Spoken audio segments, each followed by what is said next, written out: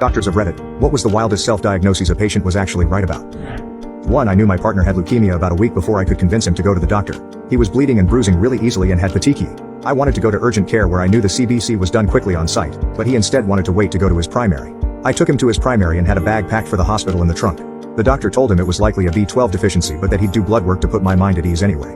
I asked if the CBC was done on site or not, and he said it was sent out. I asked if he planned to rush the CBC. He got very angry and said, "There is nothing the CBC could show that would change my treatment plan." Then he told my partner he needed to stop me from Googling. We got a call that night from the lab that his WBCs were dangerously high and platelets were dangerously low, and I had to immediately take him to the ER. I did, and he was diagnosed with acute leukemia. 2. This is why I usually ask patients what they think is going on or if there is anything they're specifically worried about. Either I get a good idea, or I can figure out a way to make them feel better about their concern. 3. Had a patient who came into the ED with